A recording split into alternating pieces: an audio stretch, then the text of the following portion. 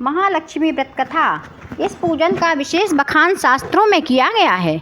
तो महालक्ष्मी देवी धन और समृद्धि की देवी है, इसलिए धन और समृद्धि जीवन की कामना करने वाले भक्तों के द्वारा इसे लगातार 16 दिनों तक इनकी पूजा की जाती है। और इस व्रत से जुड़ी एक कहानी के अनुसार पांडव राजा युधिष्ठिर ने सोचा कि चौसर के खेल में दुर्योधन से हारने के बाद वह अपनी सारी खोई हुई संपत्ति कैसे वापस पा सकते हैं।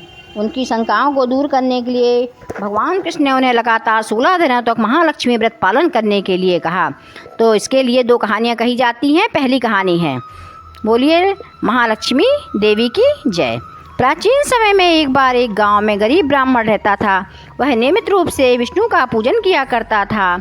उसकी पूजा भक्ति से प्रसन्न होकर उसे भगवान श्री विष्णु ने दर्शन दिए और ब्राह्मण से अपनी मनोकामना मांगने के लिए कहा।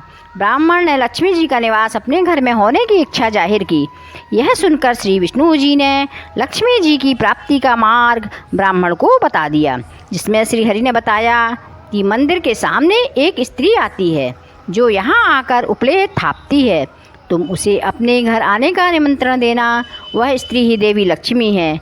माँ देवी लक्ष्मी तुम्हारे घर आने के बाद तुम्हारा घर धन और धान्य से भर जाएगा। यह कहकर श्री विष्णु जी चले गए। अगले दिन वह सुबह 4 बजे ही मंदिर के सामने बैठ गया। लक्ष्मी जी उपले थापने के लिए आई। ब्राह्मण ने उनसे अपने घर आने का निवेदन किया। ब्राह्मण की बात सुनकर लक्ष्मी जी समझ गईं कि यह सब विष्णु जी के कहने से हुआ है। लक्ष्मी जी ने ब्राह्मण से कहा कि तुम महालक्ष्मी का व्रत करो। 16 दिनों तक व्रत करने और 16वें दिन रात्रि को चंद्रमा को अर्घ्य देने से तुम्हारा मनोरथ पूर्ण होगा। और ब्राह्मण ने देवी के कहे अनुसार व्रत और पूजन किया और देवी को उत्तर दिशा की ओर करके मुँह पुकारा। तो लक्ष्मी जी ने अपना वचन पूरा किया। उस दिन से यह व्रत विधि विधान से करने से व्यक्ति की मनोकामनाएं पूरी हो जाती हैं। दूसरी कथा है, बोलिए महालक्ष्मी देवी की जय। एक बार महालक्ष्मी का त्यौहार आया। हस्तिनापुर में गांधारी ने नगर की सभी स्त्रियों को पूजा का निमंत्रण दिया, परंतु कुंती से नहीं कहा। गांधारी के 100 पुत्र थे। सब एक एक मुट्ठी मिट्टी लाए तो एक हाथी बहुत बड़ा बन गया। खूब सजाकर उसे अपने महलों के बीचों बीच स्थापित कर दिया। सभी स्त्रियां पूजा के थाल ले लेकर गांधारी के महल में जाने लगी। इस पर कुंती बड़ी उदास हो गई। तब पांडवों ने पूछा कि माँ क्या बात है, आप क्यों उदास हैं? तो उन्होंने बताया कि किसकी पूजा करूं। अर्जुन ने कहा माँ तुम पूजा की तैयारी करो, मैं जीवित हाथी लाता हूँ। अर्जुन इंद्र के यहाँ गए और अपनी माता के पूजन हेतु वहाँ से ऐरावत हाथी को ले आए।